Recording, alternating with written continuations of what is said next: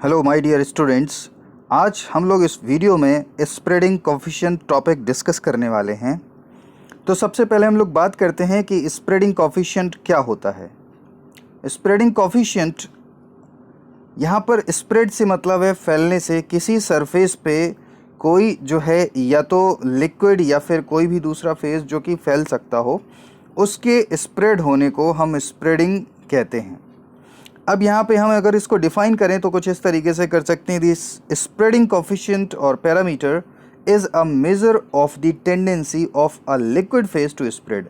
किसी liquid phase को spread होने की जो उसकी टेंडेंसी होती है, उसके मेजरमेंट को हम कहते हैं स्प्रेडिंग कोफिशिएंट।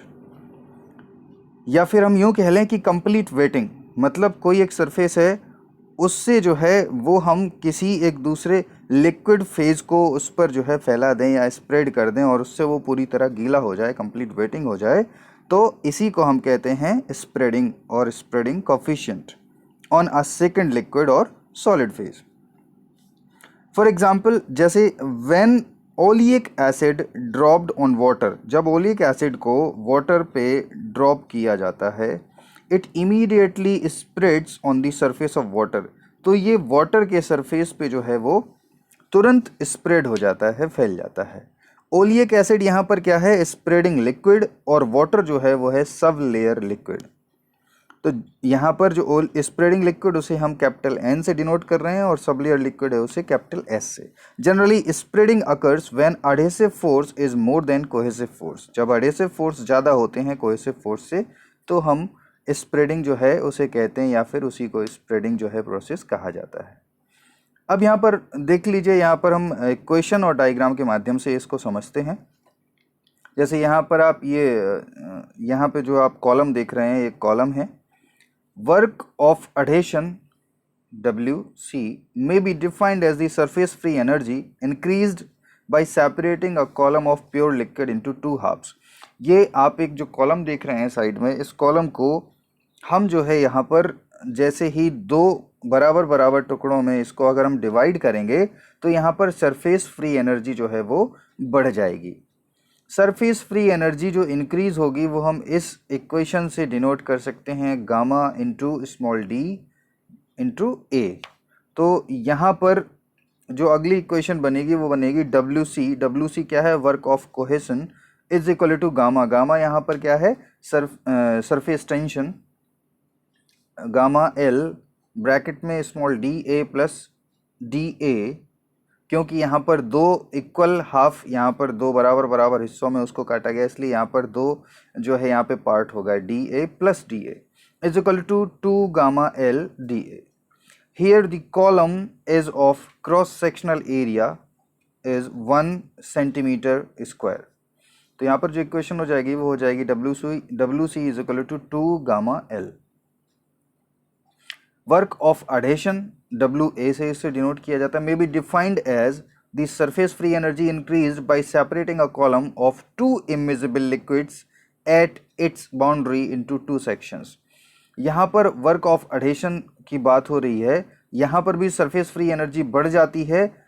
दो इमिजिबल लिक्विड जो है उनको हम कॉलम के आधार पे, इसको हम कॉलम को जो है डिवाइड किया दो पार्ट में, तो यहाँ पर दो इमिजिबल लिक्विड्स के बीच में जो बाउंड्री हो रही है, तो वहाँ पर वर्क ऑफ एडेशन जो है वो डिफाइन किया जाएगा कि increase in the surface free energy as two sections of immiscible liquids are already separated by a boundary. जैसा कि ये दोनों सेक्शन जो इमिजिबल लिक्विड के हैं वो पहले से ही बाउंड्री से एक सेपरेट रहते हैं, तो energy requirement will be less by an amount. तो इसमें एनर्जी रिक्वायरमेंट कुछ कम होगी, gamma L S into D A. तो यहाँ पर हम जो इक्वेशन बन रही है वो हमारी W A is equal to gamma L D A plus gamma S d A minus gamma L S d A. तो here the column are of cross sectional area 1 centimetre square. यहाँ पर भी column का जो cross sectional area है वो 1 centimetre square है। तो अल्टीमेटली जो इक्वेशन हमारे पास बन के आएगी वो होगी W A is equal to gamma L plus gamma S minus gamma L S. तो यहाँ पर एल और एस हमने पहले ही आपको अभी बताया था कि एल और एस क्या है। यहाँ पर स्प्रेडिंग लिक्विड एल है और जो सब लेयर लिक्विड है वो है एस। अब यहाँ पे आगे बात करते हैं कि स्प्रेडिंग कोफिशिएंट, जिसे कैपिटल एस से डिनोट किया जाता है, is the difference between work of adhesion and work of cohesion. तो एडिशन वर्क और कोहेशन वर्क, इन दोनों के बीच के डिफरेंस को हम कहते हैं स्प्रेडिंग कोफिशिएंट। और यहाँ पर इस इक्वेशन से हम इसको जो है वो डिफाइन कर सकते हैं। Capital S is equal to W A minus W C. W A यहाँ पर एडिशन से रिलेटेड है और सी जो है डब्ल्यू सी वो है कोहेशन से रिलेटेड। तो work of adhesion minus work of cohesion is equal to gamma L plus gamma S minus gamma L S, bracket close. और उसके बाद इसमें माइनस के वैल्यूज़ में दिया जाएगा -2yl। तो जो अल्टीमेटली निकल के आएगी हमारी इक्वेशन वो हो जाएगी gamma S minus gamma L minus gamma L S. तो अब जो बनी हमारी इक्वेशन वो हुई finalise, capital S is equal to Y S minus Y L plus Y L S. Y L जहाँ पर क्या है, surface tension of spreading liquid. तो यहाँ पर गामा को हम वाई भी कह रहे हैं आपको आसानी से समझाने के लिए। वैसे ये जो है ये इसको गामा कहा जाता है और ये जो डिनोट करने के लिए इस्तेमाल होती है सरफेस टेंशन को।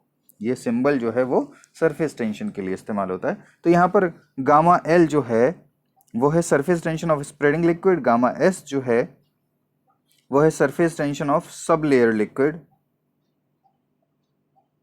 Minus interfacial tension.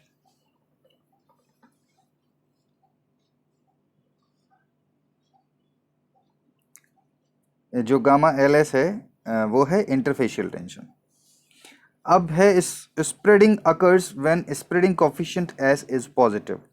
अगर स्प्रेडिंग कोफिशिएंट पॉजिटिव है तो स्प्रेडिंग होगी कुछ इस तरीके से। इस इक्वेशन से देखिए, gamma S is greater than gamma L plus gamma L S when spreading coefficient is negative. जब स्प्रेडिंग कोफिशिएंट नेगेटिव होगा तो इक्वेशन कुछ इस तरीके से हो जाएगी कि gamma L plus gamma L S is greater than gamma S. Spreading liquid forms globules और floating lens that is spreading will not take place. अब यहाँ पर जो स्प्रेडिंग लिक्विड है वो ग्लोब्यूल्स फॉर्म कर लेगा या फ्लोट करता रहेगा फ्लोटिंग लेंस की तरह। तो यहाँ पर क्या है, स्प्रेडिंग जो है वो नहीं हो पाएगी या प्रॉपर नहीं हो पाएगी। आप यहाँ पे डायग्राम में देखिए लेफ्ट हैंड तरफ, तो इसको इस डायग्राम के माध्यम से समझ लेते हैं। देखिए कुछ इस तरीके का जो है वो ग्लोब्यूल या फिर फ्लोटिंग लेंस जो है वो फॉर्म हो जाएगा, जिसकी वजह से पूरे सरफेस पे जो है वो स्प्रेडिंग नहीं हो पाएगी और वो पूरा सरफेस दूसरे लिक्विड से जो है स्प्रेडिंग लिक्विड से वेट नहीं हो पाएगा, गीला नहीं हो पाएगा। When free energy of spreading liquid and the interfacial tension with the sublayer is less than, जब जो आपकी फ्री एनर्जी है स्प्रेडिंग लिक्विड की और इंटरफेशियल टेंशन जो सब लेयर के साथ में जो इंटरफेशियल टेंशन है वो जब कम होती है, then that of sublayer the spreading becomes spontaneous in an attempt to reduce free energy of sublayer. There may be saturation of liquid का सैचुरेशन हो सकता है विद अदर एंड देयर में be change in the surface tension of sub layer liquid, और sub layer liquid की surface tension में भी बदलाव हो सकता है। तो इन दैट केस, इस केस में क्या करेंगे, the spreading coefficient may become negative. इस केस में स्प्रेडिंग कोफिशिएंट नेगेटिव हो सकता है सैचुरेशन के बाद। The spreading liquid coalesces and form a lens on the surface of the sub layer. तो सब लेयर के सरफेस पे यहाँ पर जो स्प्रेडिंग लिक्विड है वो ड्रॉपलेट के फॉर्म में कन्वर्ट हो सकता है या फॉर्म हो सकता है। In the case of a duplex film के केस में if S become negative after saturation, अगर जो है स्प्रेडिंग कोफिशिएंट नेगेटिव हो जाता है सैचुरेशन के बाद, तो इट फॉर्म्स अ मोनोलेयर, ये एक मोनोलेयर फॉर्म कर लेगा and excess liquid remains as lens on the surface. और जो उससे ज़्यादा जो लिक्विड है, जो एक्सेस लिक्विड है, वो लेंस की तरह जो है वो सरफेस पे बना रहेगा। Fatty acids and alcohols have high spreading coefficient. तो जो फैटी एसिड्स और एल्कोहल होते हैं उनका हाई स्प्रेडिंग कोफिशिएंट होता है as non polar chain length increases in an acid और एल्कोहल। जैसे जैसे जो नॉन पोलर चेन लेंथ है वो बढ़ती है किसी एसिड या एल्कोहल में तो स्प्रेडिंग कोफिशिएंट डिक्रीज होता चला जाता है। Propionic acid and ethyl alcohol having high spreading coefficient, इनके स्प्रेडिंग कोफिशिएंट ज़्यादा होते हैं। Liquid petroleum do not spread on water, जबकि लिक्विड पेट्रोलियम जो होता है वो वाटर के ऊपर स्प्रेड नहीं हो पाता है। अब बात करते हैं एप्लीकेशंस की कि स्प्रेडिंग कोफिशिएंट के क्या क्या एप्लीकेशंस होते हैं। तो पहला एप्लीकेशन है absorption of medicament from creams और लोशंस और एट्सेट्रा। तो यहाँ पर जो मेडिकामेंट का, क्रीम या लोशंस में जो मेडिकामेंट होती है उसके एब्जॉर्प्शन में स्प्रेडिंग कोफिशिएंट का बहुत बड़ा रोल है, क्योंकि हमें जो है वो क्रीम या लोशन हमें कहाँ पर अप्लाई करना होता है, हमें अपनी स्किन पे अप्लाई करना होता है। तो स्किन के सरफेस पे हमें यहाँ पर स्प्रेड कराना होता है उस जो है क्रीम या लोशन को या ऑइंटमेंट को। तो वहाँ पर जितना ज़्यादा लार्जर सरफेस एरिया होगा और जितना अच्छा वहाँ पर स्प्रेडिंग कोफिशिएंट होगा उतना ही अच्छा एब्जॉर्प्शन होगा। दूसरा यहाँ पर एप्लीकेशन है वो है स्टेबलाइजेशन ऑफ इमल्शन। इमल्शन को स्टेबलाइज करने में भी स्प्रेडिंग कोफिशिएंट का बहुत बड़ा रोल होता है, क्योंकि अगर यहाँ पे स्प्रेडिंग जो है वो प्रॉपर नहीं हो पाएगी, एक लिक्विड दूसरे लिक्विड को पूरी तरीके से अगर वो वेट नहीं कर पाएगा तो वहाँ पर प्रॉपर मिजिबिलिटी नहीं हो पाएगी, वो एक दूसरे में प्रॉपरली मिक्स नहीं हो पाएंगे और अलग अलग अगर वो ड्रॉपलेट या ग्लोब्यूल्स के फॉर्म में अगर वो कोलसेंस जो है वो मतलब ड्रॉपलेट का फॉर्म कर लेंगे तो वो सेपरेट हो जाएंगे। तो दोनों फेज सेपरेट हो जाएंगे, जैसे ऑयल और वाटर को हम मिक्स करते हैं तो अलग अलग जब सेपरेशन हो जाएगा तो हमारा इमल्शन जो है वो स्टेबल नहीं रह पाएगा। तीसरा जो एप्लीकेशन है वो है कोटिंग ऑफ टैबलेट्स। तो टैबलेट कोटिंग में भी इसका जो है सबसे बड़ा रोल है स्प्रेडिंग कोफिशिएंट का, क्योंकि जो कोटिंग फिल्म होती है तो वो उस सॉलिड सरफेस पे, जो टैबलेट का सॉलिड सरफेस है उस पे चारों तरफ से उसको कवर कर लेती है। तो जितना अच्छा स्प्रेडिंग होगा उतना अच्छा कोटिंग हो जाएगा। तो दोस्तों मुझे उम्मीद है कि आप लोगों को ये वीडियो बहुत पसंद आया होगा। तो मिलता हूँ आपसे एक और बेहतरीन वीडियो में। Thanks for watching this video.